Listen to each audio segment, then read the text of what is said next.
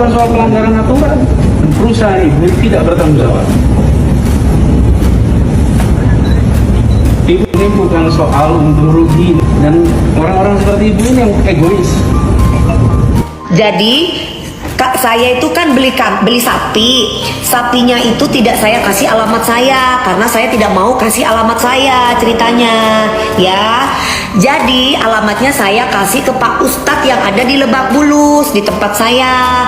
Kemudian saya titipin Pak, sekaligus di list orang-orang yang membutuhkan, untuk orang-orang yang nggak mampu di Lebak Bulus siapa aja saya mau kasih sapi. Titip ya Pak. Kemudian Pak Ustadznya bilang kalau untuk pemotongan sapi Bu, di sini harganya 700 sampai 1 juta untuk pemotongan sapi. Nah, kemudian saya bilang, Pak, nggak usah dipotong. Saya bilang sama ART saya, Mbak, nggak usah dipotong di sana karena kita ada teman-teman teman-teman relawan dari Ganjar pingin dipotongin sapinya, tinggal kita kasih ke warga setempat. Jujur, saya sangat mengapresiasi apa yang disampaikan oleh Mbak Dewi Persik ini ya, dengan niat baiknya ingin berkurban dan ingin membagikan daging kepada warga lokal di sekitar itu ya, lingkungannya. Saya sangat mengapresiasi, terus terang saya sangat mengapresiasi apa yang dilakukan Dewi Persik ini. Satu hal yang ingin saya sampaikan dari kasus ini ya, saya melihat itu nanti kedepannya mungkin ya, untuk para calon-calon RT yang ingin mencalonkan lagi menjadi RT atau yang sedang menjadi menjabat sebagai ketua RT, ini masukan dari saya. Nanti kedepannya selain bisa mengurus tatanan warga di sekitar, itu Pak RT juga harus mempunyai keahlian dalam bidang berbicara dengan hewan. Kenapa penting? Karena melihat dari kasus ini, kalau misalkan dari awalnya itu Pak RT bisa berkomunikasi dengan sapinya, pas begitu sapinya datang, Pak RT tanya, ini kamu mau disembelih di sini atau di mana? Ini kamu titipan siapa?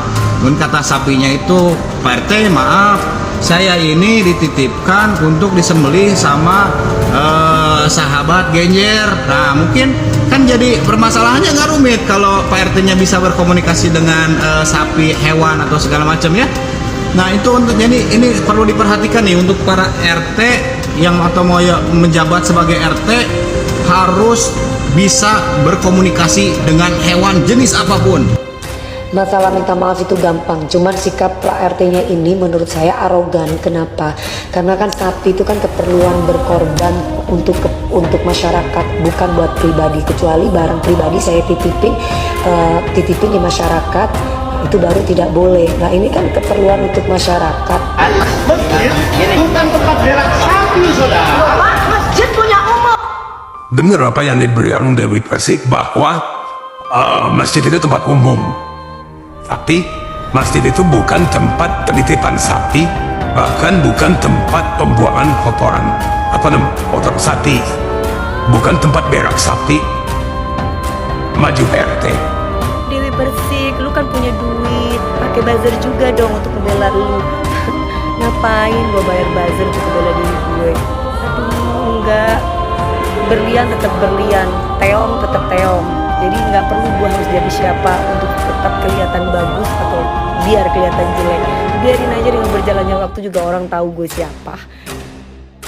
Buat siapapun yang berurusan dengan Dewi Persik, mau artis, mau public figure, mau pemerintah, mau siapapun dia, saya ingatkan ya,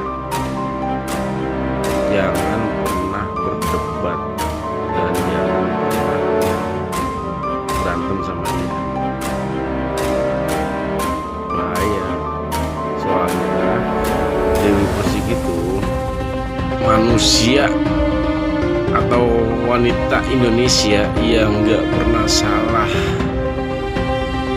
Dia benar terus. Coba kita lihat jejak diri kita ya. Siapapun yang berurusan sama dia gak akan bisa menang, karena dia gak mau kalah. Sampai kapanpun gak mau kalah dia. Kronologi ribut sapi kurban Dewi Persik diungkap, sudah diterima dengan baik-baik malah dibawa pergi. Polemik sapi kurban milik Dewi Persik terus merembet, meski Idul Adha 1444 Hijriah sudah lewat. Sebelumnya, ramai diberitakan pedangdut Dewi Persik meradang usai diduga sapi kurban miliknya ditolak ketua RT di lingkungannya. Namun, belakangan muncul pengakuan salah satu petugas penerima sapi kurban di lingkungan sekitar tempat tinggal Dewi Persik di Lebak Bulus, Jakarta. Soeharto menyampaikan bahwa ketua RT tidak pernah menolak sapi kurban Dewi Persik.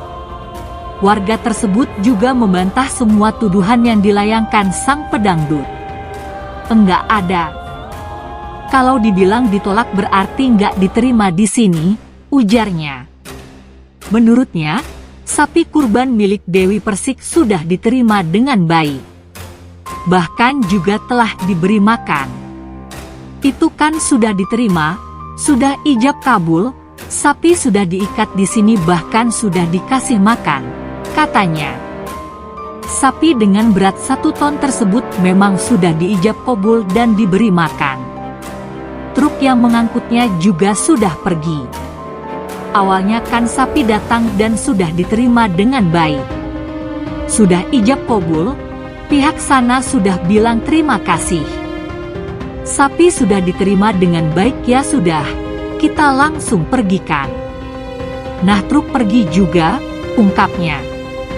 Akan tetapi, tak lama kemudian truk tersebut kembali lagi. Sang sopir menyampaikan kalau ingin membawa sapi kurban itu lagi. Soeharto mengatakan, ketua RT tidak mempermasalahkannya, asalkan dinaikkan sendiri ke truk. Kan Pak RT bingung kok mau diambil. Ya kalau mau diambil, ambil aja kan gitu, tapi ambil sendiri. Pak RT gak mau risiko anak buahnya kalau ada apa-apa kan, kata dia lagi.